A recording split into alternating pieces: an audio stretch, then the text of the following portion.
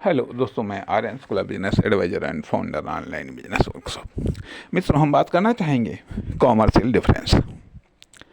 Commercial difference के बारे में हम बात करना चाहेंगे।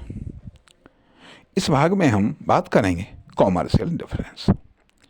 कॉमर्शियल डिफरेंस के कुछ आधारों की हम बात करना चाहेंगे। पहला आधार होता है प्रोडक्ट और सर्विस। सर्विस अर्थात दो इंडस्ट्री में प्रोडक्ट के आधार पर अंतर होगा। कोई प्रोडक्ट बना रहा होगा, कोई प्रोडक्ट बना रहा होगा। अर्थात कोई प्रोडक्ट बना रहा होगा तो कोई सर्विस बना रहा होगा। कोई सर्विस को जनरेट कर रहा होगा, कोई प्रोडक्ट को जनरेट कर रहा होगा। कोई प्रोडक्ट का उत्पादन कर रहा होगा तो कोई सर्विस का उत्पादन कर रहा होगा। कोई प्रोडक्ट की सेल कर रहा होगा तो कोई सर्विस की सेल कर रहा होगा। कोई प्रोडक्ट की सप्लाई कर रहा होगा तो कोई सर्विस की सप्लाई कर रहा होगा। इसलिए कॉमर्शियल डिफरेंस, बिजनेस में जो डिफरेंस होता है वो एक तो प्रोडक्ट और सर्विस के आधार पर, ठीक है। दूसरी चीज आती है कि सेल्स के आधार पर। सेल्स के आधार पर प्रोडक्ट, अर्थात जो प्रोडक्ट वाले बिजनेस हैं उनमें सेल्स के आधार पर डिफरेंस हो सकता है। कोई बना करके बेच रहा होगा, ठीक है। कोई खरीद करके व्यावसायिक बिक्री कर रहा होगा, कोई खरीद करके फुटकर बिक्री कर रहा होगा। यह सेल्स के आधार पर प्रोडक्ट वाले बिजनेस में डिफरेंस है। और अब सेल्स के आधार पर सर्विस वाले में भी डिफरेंस है। कोई सर्विस को खुद बना रहा होगा, खुद बेच रहा होगा। कोई सर्विस को बना रहा होगा, मतलब कोई सर्विस को खरीद करके कमर्शियल बिक्री कर रहा होगा, ठीक है। कोई खरीद करके फुटकर बिक्री कर रहा होगा, कंज्यूमर बिक्री कर रहा होगा, ठीक है। तो यह बिक्री के आधार पर डिफरेंस हो सकता है, ठीक है। तथा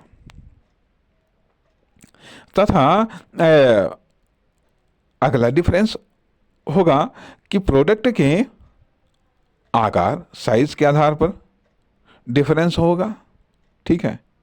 प्रोडक्ट के साइज के आधार पर डिफरेंस होगा। कोई किसी साइज का प्रोडक्ट बेच रहा होगा, कोई किसी साइज का प्रोडक्ट बेच रहा होगा। कोई किसी साइज के प्रोडक्ट की सप्लाई कर रहा होगा, कोई किसी साइज के प्रोडक्ट की सप्लाई कर रहा होगा। कोई किसी साइज का प्रोडक्ट बना रहा होगा, कोई किसी साइज का प्रोडक्ट बना रहा होगा, ठीक है। साइज के आधार पर सर्विस में भी कोई किसी साइज की बना रहा होगा, बेच रहा होगा, सप्लाई कर रहा होगा।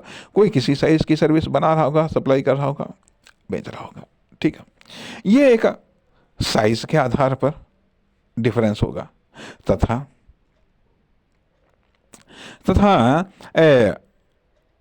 बेस का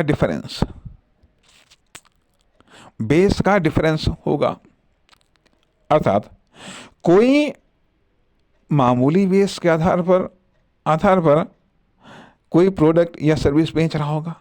कोई और ज़्यादा बड़ा बेस बना करके प्रोडक्ट को बेच रहा होगा या सर्विस को बेच रहा होगा। कोई और बड़ा प्रोडक्ट बेस बना करके बेच रहा होगा, ठीक है।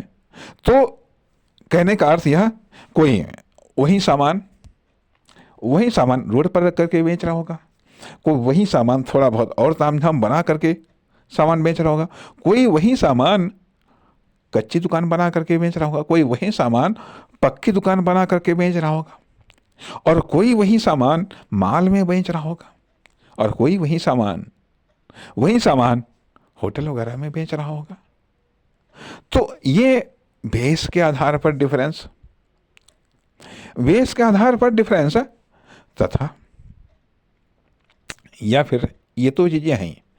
अगर मान लिया इन सबको ऐसे एक एक करके कहाँ गिनाया जा सकता है, इसलिए ये कह लीजिएगा, नंबर एक पर प्रोडक्ट और सर्विस के आधार पर डिफरेंस। दूसरी चीज आती है कि सपोर्ट के आधार पर डिफरेंस। सपोर्ट के आधार पर उस प्रोडक्ट या सर्विस को सपोर्ट कौन कर रहा है, कैसे कर रहा है, सपोर्ट कितनी मजबूत है, ये कितनी कमज़ोर है, ये सपोर्ट में है क्या, अर्थात वही प्रोडक्ट बड़े शोरूम में बिक रहा है, ठीक है, तो वो बड़ा उसकी सपोर्ट है, ठीक है, वही चीज़ बड़ी सपोर्ट है।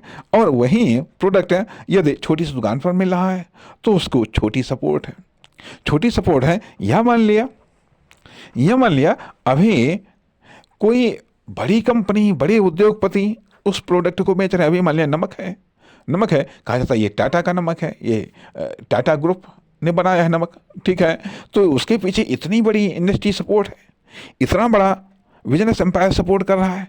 और वही है एक साधारण सा उसने 10-20 किलो नमक लिया और वो उसको बेच रहा है पीस करके है, तो ये सपोर्ट के आधार पर डिफरेंस, ठीक है। तथा अब चलिए सपोर्ट के आधार पर डिफरेंस हो गया। एक डिफरेंस होता है प्रोडक्ट के आधार पर, तो डिफरेंस हो गया, सर्विस के आधार पर तो डिफरेंस हो गया। एक होता है मार्केटिंग के आधार पर डिफरेंस। मार्केटिंग के आधार पर डिफरेंस अर्थात कहने का अर्थ यह बनता है कि नंबर एक पर तो बात आती है कुछ बेसिक डिफरेंस ऑलरेडी होते ही है। कौन सी चीज बेसिक डिफरेंस होते हैं? एक तो स्थान का डिफरेंस, स्थान का डिफरेंस कि एक स्थान पर दो बिजनेस नहीं हो सकते, कुछ न कुछ डिफरेंस जरूर होगा। कहने का अर्थ यह बनता है कि मान लो एक शहर में दो बिजनेस हो सकते हैं, एक मोहल्ले में, एक रोड पर हो सकते हैं, लेकिन छोटे से छोटे स्थान पर या सीमित से सीमित स्थान पर देखा जाए तो स्थान का डिफरेंस जरूर होगा। स्थान का, क्योंकि यदि एक स्थान पर एक आदमी बैठा हुआ है तो दूसरा उसके साइड में ही आगे पीछे हो सकता है, इसलिए कम से कम इतना डिफरेंस तो होगा ही। अर्थात स्थान के आधार पर डिफरेंस मिनिमम डिफरेंस है या फिर मैक्सिमम डिफरेंस है। स्थान के आधार पर यह डिफरेंस तो होना ही होना है, मिनिमम डिफरेंस हो या फिर मैक्सिमम डिफरेंस हो। यदि दो चीजें समान हैं, दो बिजनेस समान हैं, दो बिजनेस समान है, अर्थात मान लिया यदि समान बिजनेस है, समान प्रोडक्ट है, तो कम से कम उनका स्थान का डिफरेंस तो होगा ही, एक चीज। दूसरी चीज आती है कि लाइफ का डिफरेंस होगा। ऐसा बाई चांस ही होगा कि दोनों एक ही समय पर खुले हुए हों, दोनों की स्टार्टिंग एक ही समय पर हुई हो, तो इसलिए उनमें कुछ न कुछ तो डिफरेंस होगा ही, ये बेसिक डिफरेंस है, ठीक है। तथा आस पड़ोस का डिफरेंस होगा, ये बेसिक डिफरेंस, आस पड़ोस का डिफरेंस होगा, ठीक है। तथा अब जो इसके संचालक हैं, इसके जो मालिक हैं या इसके जो इन्वेस्टर हैं, उनमें डिफरेंस होगा, इन्वेस्टमेंट में डिफरेंस होगा। भले ही समान प्रोडक्ट है, प्रोडक्ट की भंडारण में डिफरेंस होगा, भंडारण की मात्रा में डिफरेंस होगा, क्वालिटी क्वांटिटी में डिफरेंस होगा, कलर में डिफरेंस होगा, रेट में डिफरेंस होगा। तथा अर्थात ये आते हैं बात, यदि देखा जाए कि जो कॉमर्शियल डिफरेंस है, ये जो बिजनेस में डिफरेंस हैं, वो एक तो होते हैं भौतिक डिफरेंस, दूसरे अभौतिक डिफरेंस, या ये कह लीजिएगा कुछ ऐसे होते हैं जो विजिबल डिफरेंस होते हैं, कुछ ऐसे होते हैं जो नॉन विजिबल डिफरेंस होते हैं, कुछ ऐसे डिफरेंस होते हैं जो फीलिंग डिफरेंस होते हैं। फीलिंग डिफरेंस होते हैं या जिनको एक्सपीरियंस करके ही उन डिफरेंस को क्लियर करा जा सकता है। एक्सपीरियंसेड डिफरेंस। इसलिए दो बिजनेस समान होने के बावजूद भी, दो बिजनेस या दो कॉमर्शियल यूनिट समान होने के बावजूद भी कई सारे मामलों में वो डिफरेंस होते हैं, समान नहीं होते हैं। भले ही वो समान दिखते हों, लेकिन दो बिजनेस अपने आप में डिफरेंस अवश्य होते हैं। कई सारे मामलों में दो प्रोडक्ट आपस में या दो प्रोडक्ट यूनिट आपस में समान हो सकते हैं, यदि उनको समान रूप में बनाया गया है तो वो समान होंगे। दो प्रोडक्ट या दो प्रोडक्ट यूनिट समान हो सकते हैं, लेकिन दो बिजनेस कभी भी समान नहीं हो सकती हैं,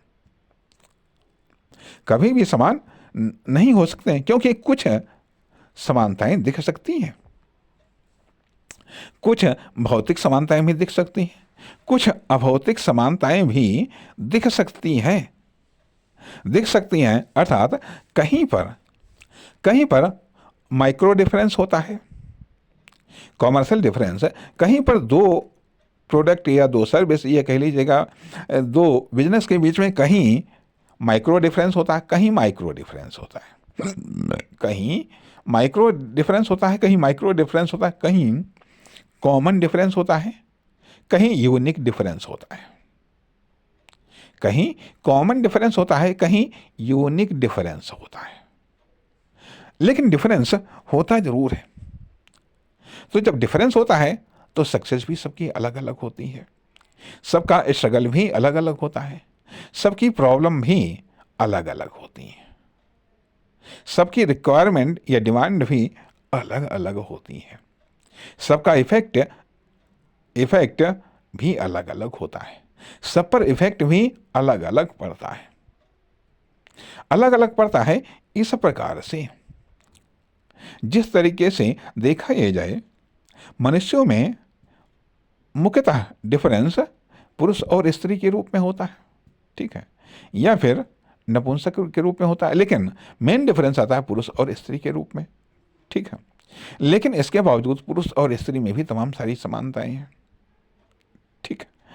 लेकिन इस तथा वैसे ही होता है कि ठीक है, प्रोडक्ट और सर्विस के आधार पर ये तो बिजनेस के दो डिफरेंस हैं जो बिल्कुल अलग अलग हैं, काफ़ी हद तक अलग अलग हैं, अर्थात प्रोडक्ट वाले बिजनेस, सर्विस बेस्ड बिजनेस, ठीक है। लेकिन जो प्रोडक्ट में भी कई सारे डिफरेंस हैं, बहुत सारे ऑप्शंस हैं, जिस तरीके से अब मान लो पुरुष या स्त्री, अर्थात पुरुष में भी बहुत सारे ऑप्शंस हैं, ये वृद्ध है और ये जवान है, ये बच्चा है, ठीक है, ये काला है, ये गोरा है, ठीक है, क्षेत्र के आधार पर ये इंडियन है, वो अमेरिकन है, वो रशियन है, वो चाइनीज, मतलब बहुत सारे डिफरेंस। तो प्रोडक्ट के आधार पर भी बहुत सारे डिफरेंस आते हैं, उनकी क्वालिटी क्वांटिटी के आधार पर भी डिफरेंस आते हैं। तो कहने का अर्थ यह है, अब यहाँ पर एक आता है कि मान लो प्रोडक्ट या सर्विस के आधार पर डिफरेंस, उसके आधार के आधार पर डिफरेंस, उसका आधार अर्थात है प्रोडक्ट या सर्विस के आधार पर डिफरेंस, कॉमर्शियल वेस के आधार पर डिफरेंस, कॉमर्शियल वेस कोई फर्म, दुकान, कंपनी हो सकती है, ठीक है। कॉमर्शियल फाउंडर के आधार पर डिफरेंस, फाउंडर या संस्थापक कोई बिजनेसमैन है या एंटरप्रेन्योर है या कोई कंपनी है, प्रोफेशनल है या नॉन प्रोफेशनल है, ठीक है, ये डिफरेंस आते हैं। फिर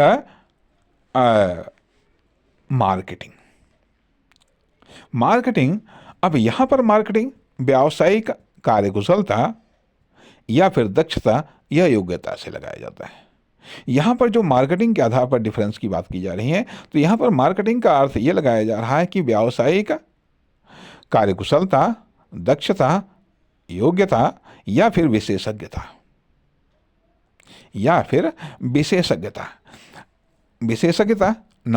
ये सबका अलग अलग होता है। यदि दो बिजनेसमैन या दो यूनिट की बात करी जाए, कॉमर्शियल यूनिट की बात करी जाए, तो व्यावसायिक कार्यक्षमता, व्यावसायिक कार्यकुशलता, व्यावसायिक योग्यता, व्यावसायिक दक्षता, व्यावसायिक विशेषज्ञता, व्यावसायिक लाइफ, व्यावसायिक अनुभवशीलता, ये सब के आधार पर डिफरेंस होता है। सबका इन्वेस्टमेंट भी अलग अलग होता है, सबका रिपीट इन्वेस्टमेंट भी अलग अलग होता है, सबके कॉमन कस्टमर अलग अलग होते हैं, सबके यूनिक कस्टमर अलग अलग होते हैं, सबके रिपीटेड कस्टमर अलग अलग होते हैं। अर्थात हर सेक्टर में, हर चैप्टर पर, हर लेवल पर कुछ तो कॉमन फैक्टर मिल जाएंगे, कुछ अनकॉमन मिलेंगे, कुछ यूनिक फैक्टर मिलेंगे। मिलेंगे। इस प्रकार से ये बात यहाँ पर कही जा सकती है कि जो ये मार्केटिंग है,